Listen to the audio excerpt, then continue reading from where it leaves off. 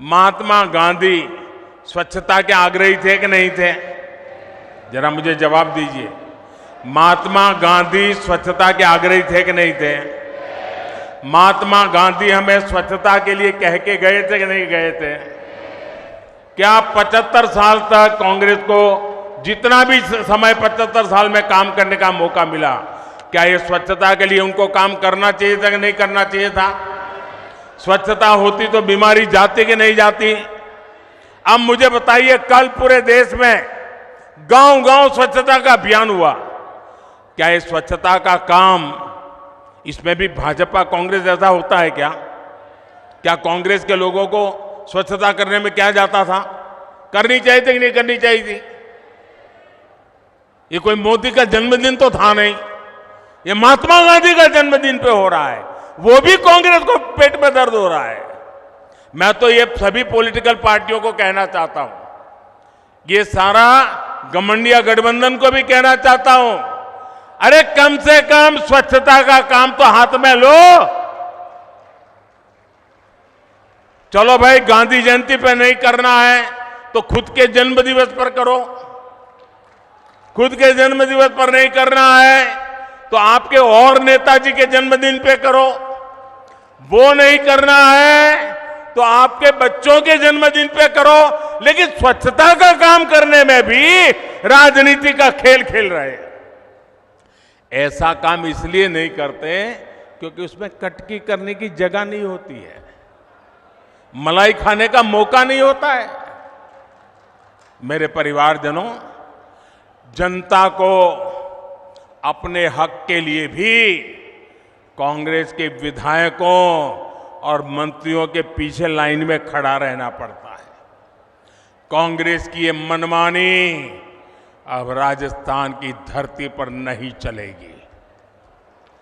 लाभार्थी का जो हक है वो सीधा मिले, वो पूरा मिले, ये भाजपा सरकार सुनिश्चित करती है।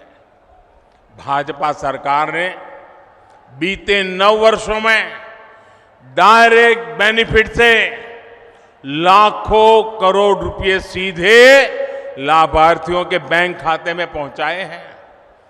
पीएम किसान सम्मान निधि आज सीधे किसान के बैंक खाते में आती है। कोई बिचौलिया नहीं, कोई कटकी कंपनी नहीं, कोई कमीशन नहीं, किसी दफ्तर में चक्कर काटने की जरूरत नहीं।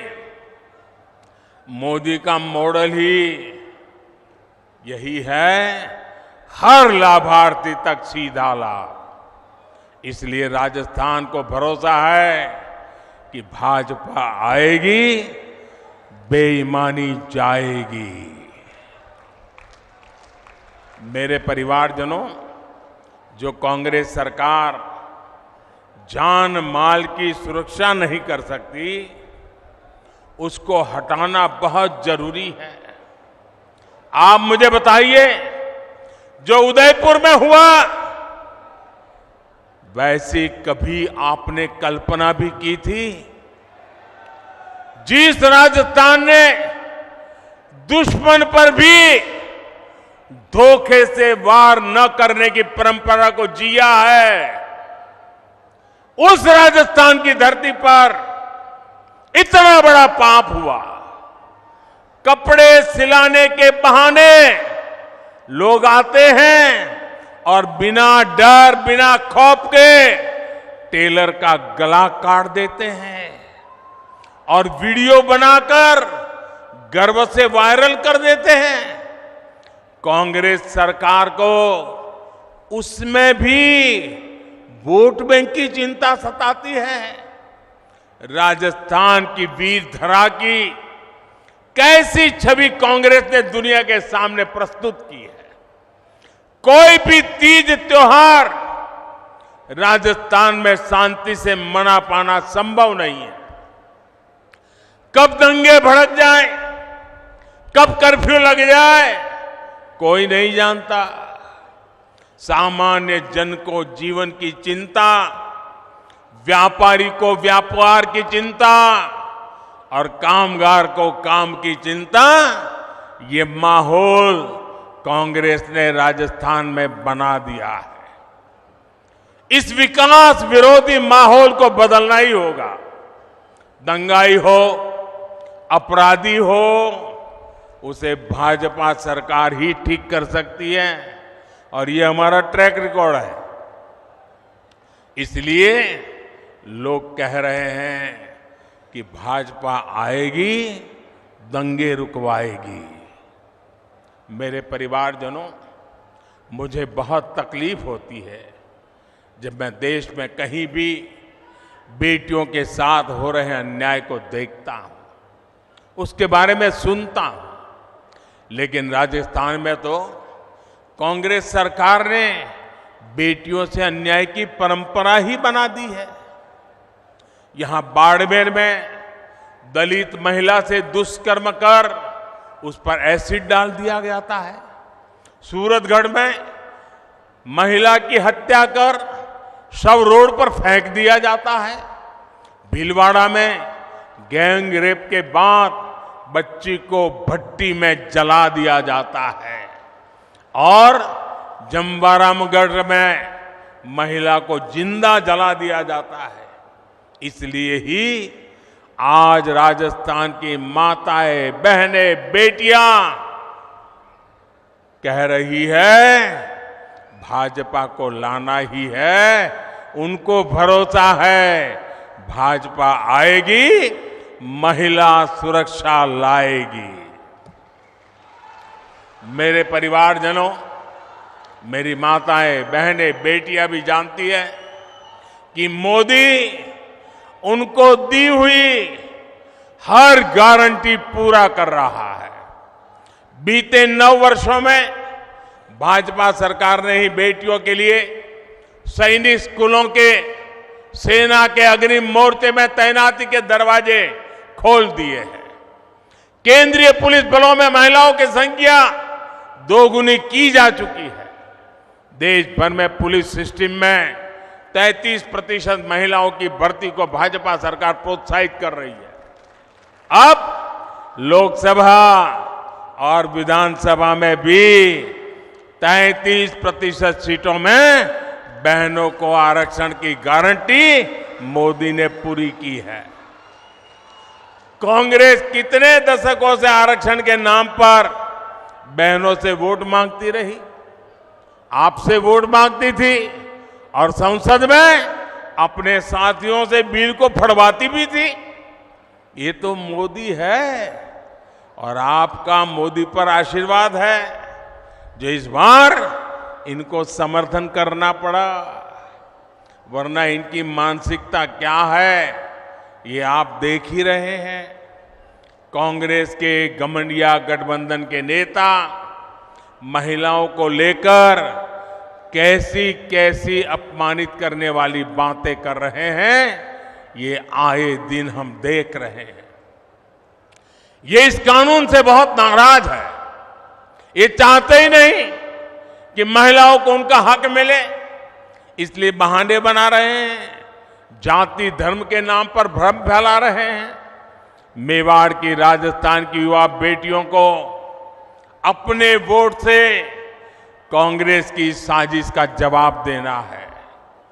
आपको अपने घर में अपने परिवार के सदस्यों को भी कांग्रेस की साजिश के बारे में बताना है। मेरे परिवारजनों, मेवाड़ का ये पूरा क्षेत्र असीम संभावनाओं का क्षेत्र है। हमारे सीपी जोशी जी तो इसी क्षेत्र के प्रतिनिधि हैं। वे मेवाड़ के, राजस्थान के विकास से जुड़े हर मुद्दे को दिल्ली में जोर शोर से उठाते हैं। आज भी चित्तौड़गढ़ में 7,200 करोड़ रुपए के प्रोजेक्ट का शिलान्यास और लोकार्पण हुआ है। आज पाली हनुमानगढ़ पाइपलाइन का लोकार्पण किया गया है। इससे राजस्थान में इंडस्ट्री का विस्तार होगा, हजारों नए रोजगार बनेंगे।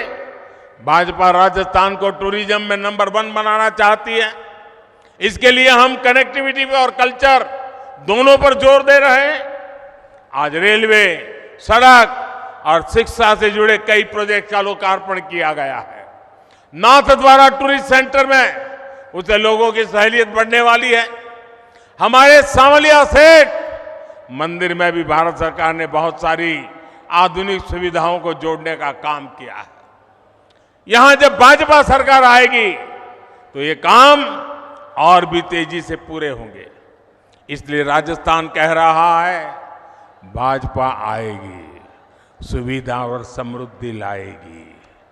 मेरे परिवारजनों, आदिवासी हो, दलित हो, पिछड़े हो, हर समाज कांग्रेस के झूठ और वोट बैंक की राजनीति को पहचान चुका है। भाजपा उन वर्गों के लिए काम कर रही है जिनको किसी ने नहीं पूछा।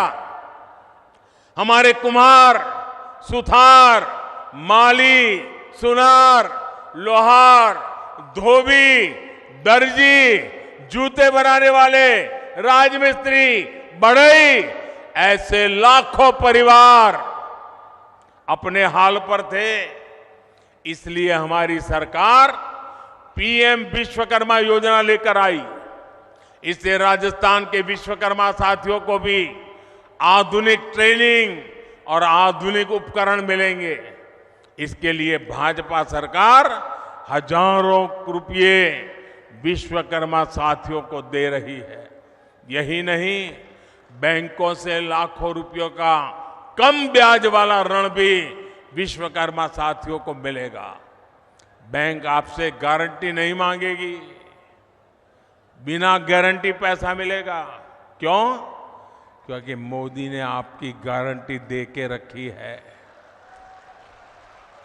साथियों, मोदी की हर गारंटी को हर बूथ तक पहुंचाना है। और इस चुनाव में हमारा एक ही चेहरा है, और वो चेहरा है कमल। इस कमल को ही भारी बहुमत से जिताना है। और हम इस कमल के नेतृत्व में, कमल के निशान से राजस्थान का भाग्य भी तेज गति से आगे बढ़ाएंगे।